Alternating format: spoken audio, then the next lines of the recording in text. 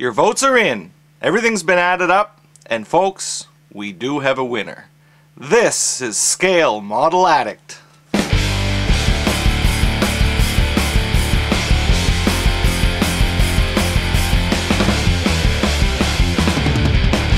Welcome to another week of Scale Model Addict. Thanks for watching. Pretty pumped up this week, I gotta say. Extravaganza was a huge success. Thank you everyone for your entries. Thank you for your votes. We do have our winners. We're going to get to that in a little bit. First up, here's an update on the Red 6. So if it wasn't for the votes, I would have to say this episode should be called Back in Black. I can't play that because YouTube doesn't like that. Okay. Here she is, in black, totally primered. The other wings are there. Having a bit of a hard time getting these aligned because symmetry is just a pain. I've connected one wing. I'm going to paint those and weather them like that. And they kind of just fit in there. Right? Now I did make a canopy. Here's some pictures of it.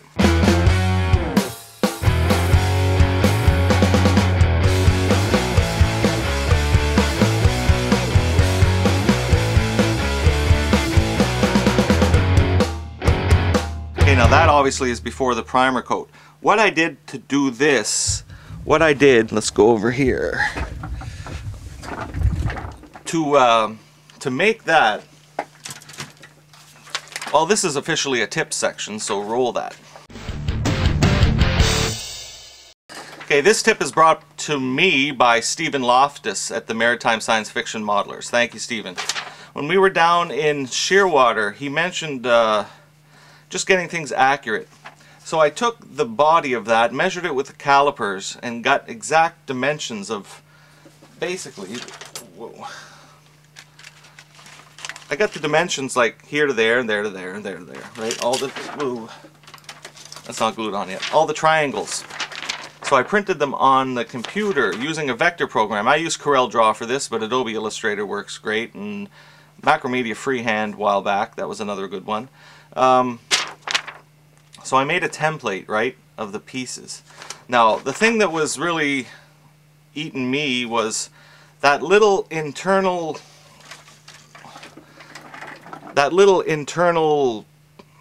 lip, I guess we'll call it.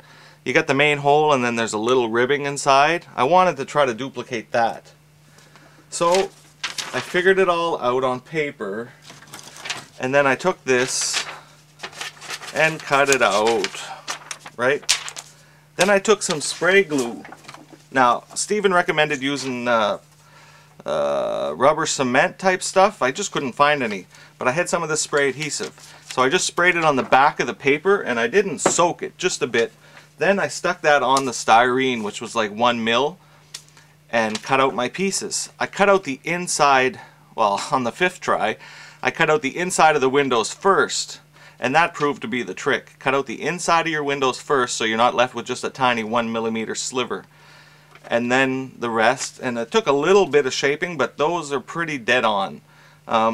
Check out the downloads page. This is up there in a PDF file. It's just a normal sheet of paper with 12. So if you got 12 chances before you got to print another one.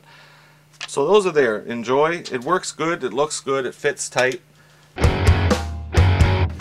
Okay, I know you guys are really anxious, so let's get on to the results.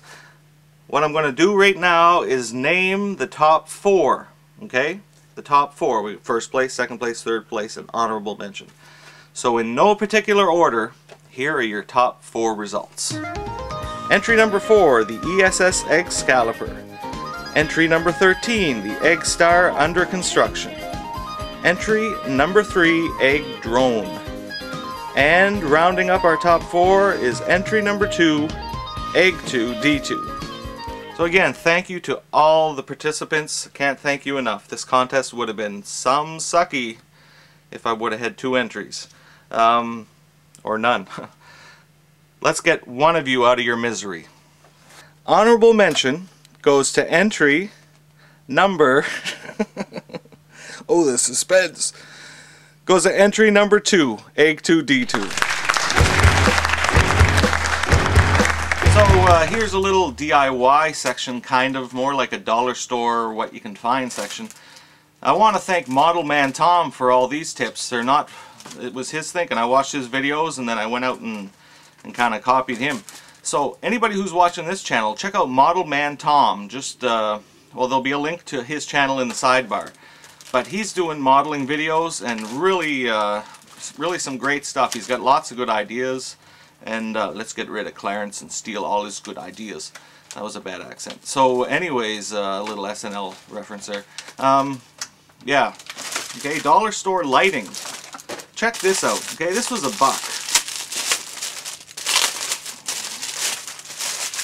$1 Canadian, which is about 45 cents US. Pull that out. Okay. You probably can't see that very good. Well, one second.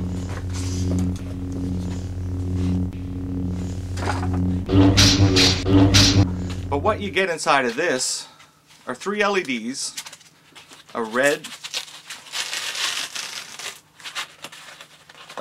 and a, well, I'll show you. Oh, Christmas tree. You got a red, blue, and green with a little battery pack, and they're blinking. Okay, that's kind of cool. Let's put that there. Then this thing, I'll turn the lights back on in a second.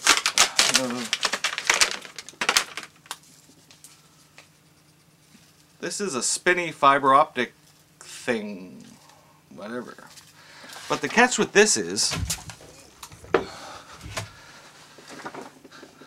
unlike this $4 fiber optic tree, these fiber optics are bigger. Okay, they're thicker. These are what Tom referred to like as angel hair. These are at least double the size. So why mention that? Well, first, it's cheap. A cheap source of LEDs, a cheap source of fiber optic, and that leads me to the Cockpit. So there's the Cockpit tub. I did all this painting, whatever. I didn't record it because I forgot the camera at my office and it was early Saturday morning, so I just did it. First, I primed it all black. Then I painted it a mix of Tamiya's light sea gray and white. Then I started panicking. Then I emailed Sean Brannon and said, dude, I'm panicking because it sucks. And he sent me back some advice and he said, just make it look good. Which I thought was pretty cool. Good advice. So I painted it a mix of mostly white with a couple drops of light gray. Okay, that gave kind of the base coat. And then I hand painted the little black parts, and then I kind of screwed it up a bit, so I put some more gray on there. And so basically you got kind of 3 colors. There's a darker gray around here, and then lighter gray inside, and whatever. It looks pretty good. Then I got to the fiber optics, okay? I set all those in there, one by one. There's 25 fiber optics in here. So I've got the little angel hair coming out the sides, and I got those fatter ones that I just mentioned coming out through the console. And I bloomed those. I think it's called blooming. That's what I'm going to call it right now. Ooh, take a fiber optic. So I took a little strand, and to make like a lens on it, just with a lighter. Shouldn't burn it though. If you burn it, it's not going to work.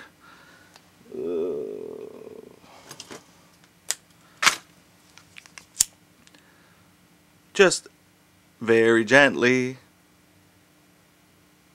and it starts to mushroom, and that makes like a lens, and it keeps it from falling back through. And I was able to bloom those console ones big enough to fill the actual holes. So that's ready to go now. I put them all in place with some, well, with some of this.